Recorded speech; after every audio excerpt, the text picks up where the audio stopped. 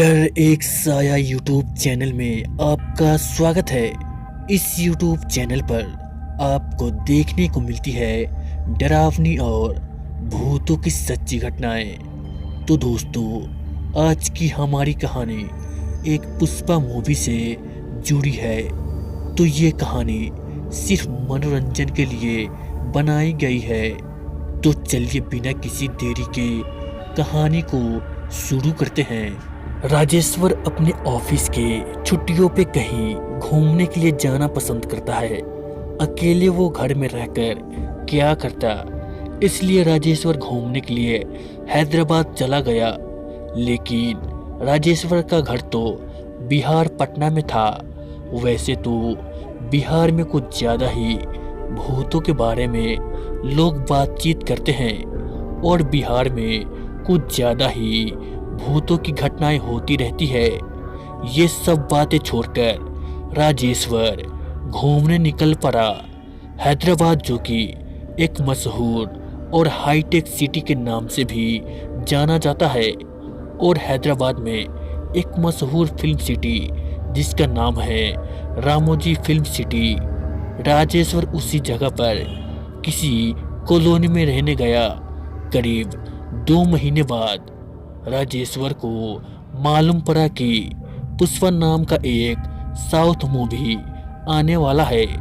इस कारण राजेश्वर काफ़ी बेचैन सा हो गया और कुछ ही दिनों बाद यूट्यूब पे भी पुष्पा मूवी का एक ट्रेलर रिलीज हुआ और राजेश्वर ने ट्रेलर देखकर इतना खुश हो गया जैसे मानो कि राजेश्वर अपने ज़िंदगी में एक ही बार इतना खुशी महसूस किया हो।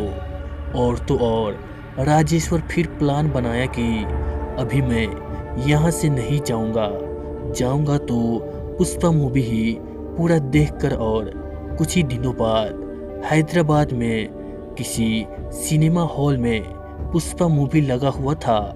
राजेश्वर बिना सोचे समझे, पुष्पा मूवी तो नाइट में सिनेमा हॉल में लगा हुआ था। राजेश्वर शाम के तकरीबन 5 बजे तैयार होकर फिल्म देखने के लिए चल दिया और राजेश्वर के रूम से सिनेमा हॉल तक का सफ़र ज़्यादा लंबा तो नहीं था, पर तकरीबन आधे घंटे का तो सफ़र था। राजेश्वर बस में बैठा और चल दिया पुष्पा मूवी देखने के लिए, और फिल्म स्टार्ट होने का समय था करीब 9 बजे।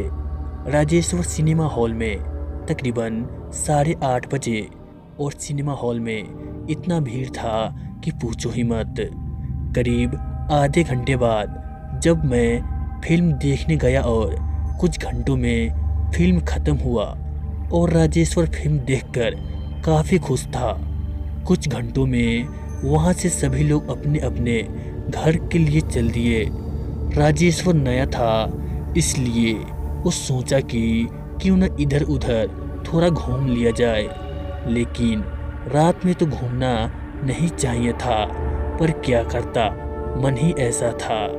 उस समय रात के तकरीबन 11 बजे जब राजेश्वर उस इलाके से अनजान वो घूमने निकल पड़ा किसी रोड के इलाके में, और वहाँ रोड के ठीक साइड में ही एक पुराना शमशान घाट बंद पड़ा था, और उस रास्ते से राजेश्वर अनजान होकर चल जा रहा था। जैसे वो ठीक शमशान घाट पर पहुंचा तो राजेश्वर को कुछ साया जैसा महसूस हुआ, लेकिन राजेश्वर वो हम समझकर जाने दिया।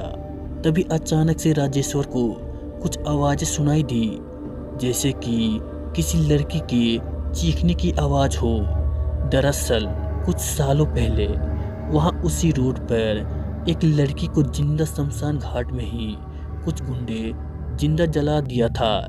इस कारण रात के समय वहाँ पर आवाज़ सुनाई देती है।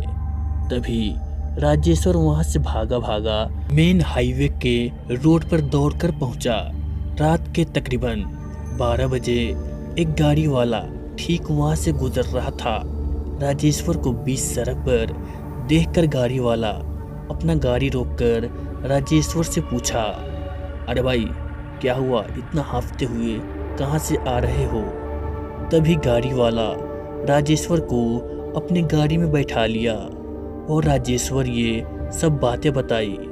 गाड़ी वाला ने भी बोला, भाई क्या तुम्हें मालूम नहीं है क्या, उस शमशान घाट के रास्ते से रात में वहां से कोई नहीं गुजरता। राजेश्वर ने घबराते हुए बोला, भाई ये सब बातें छोड़ो और मुझे मेरे रूम तक प्लीज छोड़ दो। रात के तकरीबन 1 बजे राजेश्वर रूम में आया और अगले दिन ही वहां से अपने घर को लौट आया। कुछ दिनों बाद राजेश्वर मन ही मन सोचा, मूवी तो काफ़ी अच्छी थी लेकिन मुझे बाहर घूमने के लिए नहीं जाना था, पर मैं क्या करता, मैं उस बात से अनजान था। तो दोस्तों ये थी हमारी आज की कहानी। अगर आप इस चैनल पर नए हैं तो चैनल को ज़रूर सब्सक्राइब कर ले ताकि आने वाली वीडियोज़ की नोटिफिकेशन आपसे कहीं मिस ना हो जाए। तो चलिए मिलते हैं अगली एक और कहानी में।